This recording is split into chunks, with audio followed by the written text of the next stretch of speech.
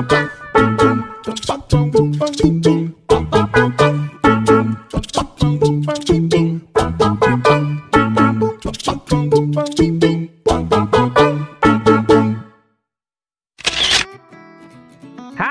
kali ini kita akan belajar tema 4, subtema 2, pembelajaran 3. Dayu dan teman-teman belajar tentang ruang kelas yang tidak bersih. Ayo mengamati. Dengarkan teks percakapan guru, Dayu, dan teman-teman berikut. Tahukah anak-anak ibu bagaimana kelas yang tidak bersih? Tahu bu, kelas yang tidak bersih banyak sampah yang berserakan bu. Benar bu, kelas yang tidak bersih juga banyak kuman bu. Bagus anak-anak ibu, sampah harus dibersihkan, kemudian dipisahkan. Ada sampah basah dan sampah kering. Kita harus selalu menjaga kebersihan ya nah. Selanjutnya, ayo berlatih.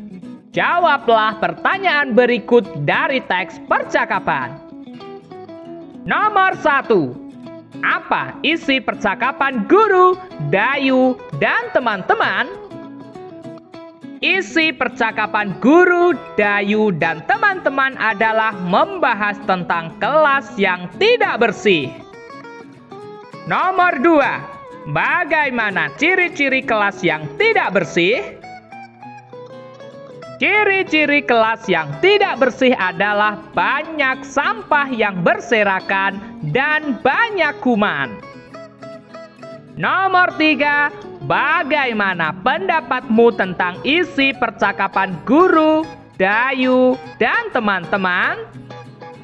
Pendapatku setuju dengan Bu Guru, karena sampah harus dibersihkan kemudian dipisahkan sesuai dengan jenisnya, yaitu sampah basah dan sampah kering. Kalian bisa menuliskan pendapatmu sendiri. Nomor 4. Apa yang harus kamu lakukan jika melihat kelas kotor? Yang harus saya lakukan jika melihat kelas kotor adalah membersihkannya. Nomor 5. Bagaimana sikapmu jika melihat teman membuang sampah di ruang kelas? Sikapku adalah menegurnya dengan sopan, kemudian mengajaknya untuk membuang sampah ke tempatnya. Selanjutnya, ayo berdiskusi. Isilah teka-teki silang berikut dengan benar. Nomor 1, mendatar. Binatang amat kecil yang menyebabkan penyakit. Apakah itu? Ya, kuman. Nomor 1, menurun. Tidak mengandung air. Apakah itu? Ya, kering.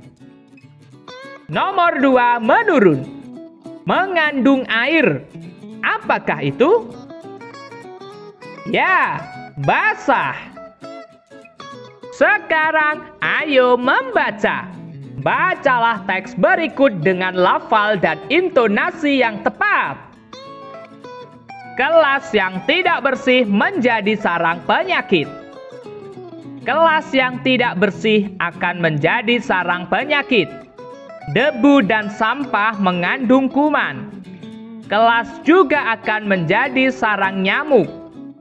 Penghuni kelas akan terserang macam-macam penyakit. Misalnya batuk, flu, dan demam berdarah. Menjaga kebersihan kelas menjadi tanggung jawab bersama. Guru dan siswa harus sama-sama menjaganya. Jika ada yang membuang sampah sembarangan, harus segera diingatkan.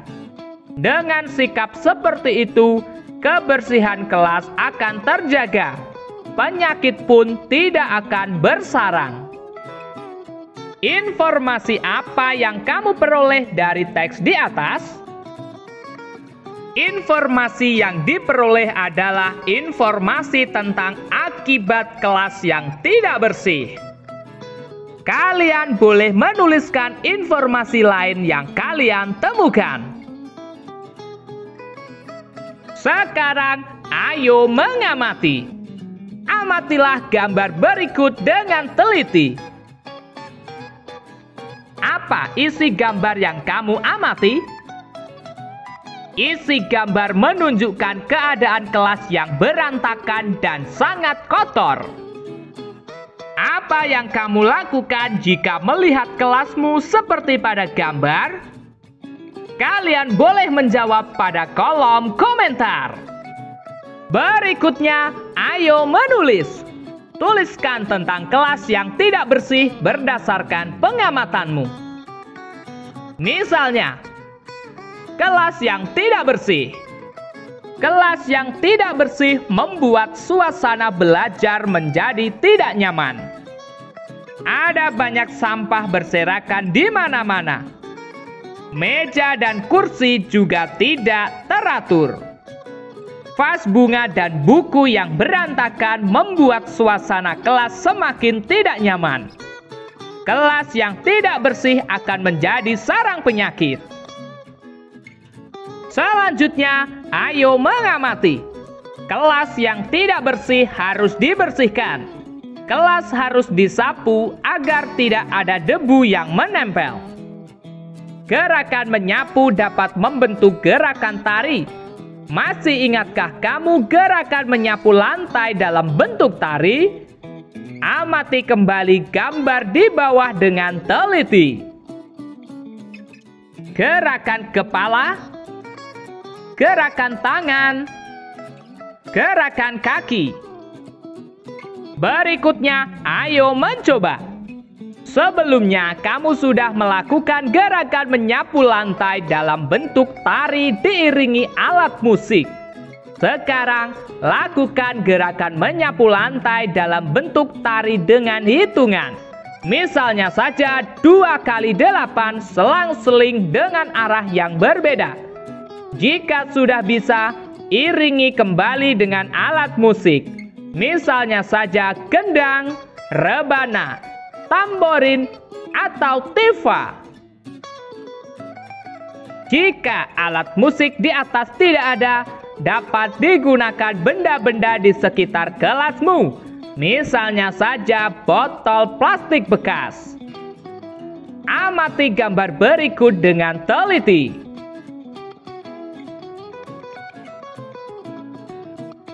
Sekarang, ayo mengamati. Coba amati kembali gambar alat musik tifa.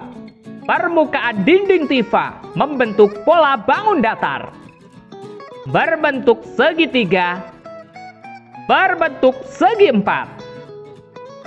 Segitiga dan segi empat merupakan contoh bangun datar. Tahukah kamu contoh bangun datar yang lain? Amati gambar di bawah dengan teliti.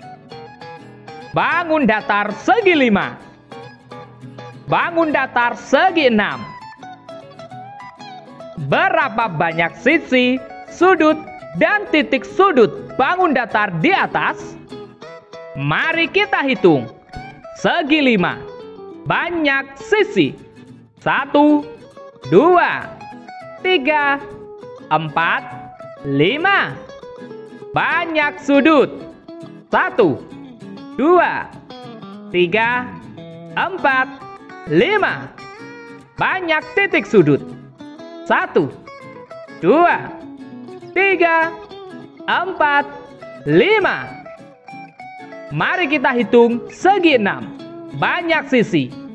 1, 2, 3, 4, 5, 6. Banyak sudut.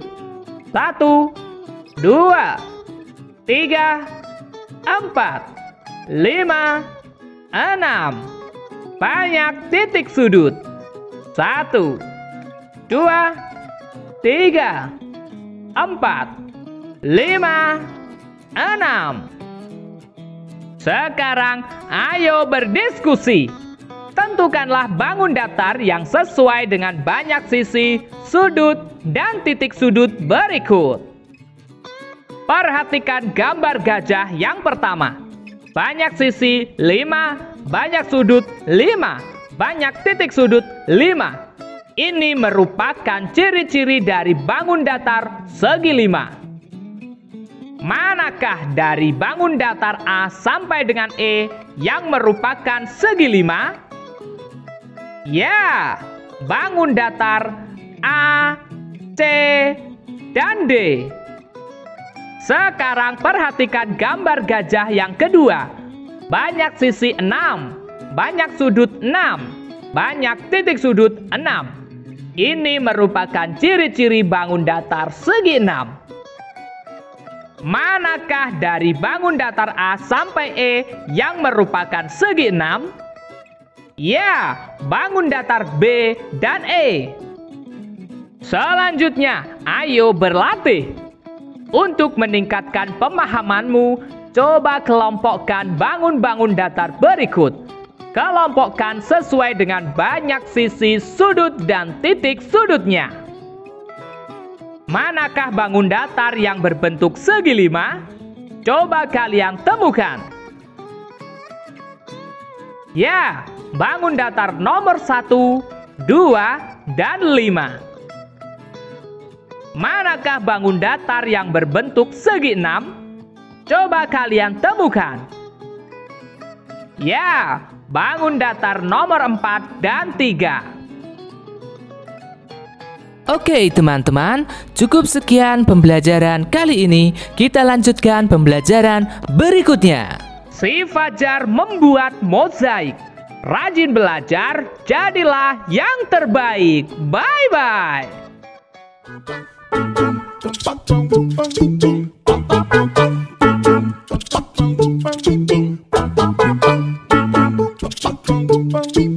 Bum bum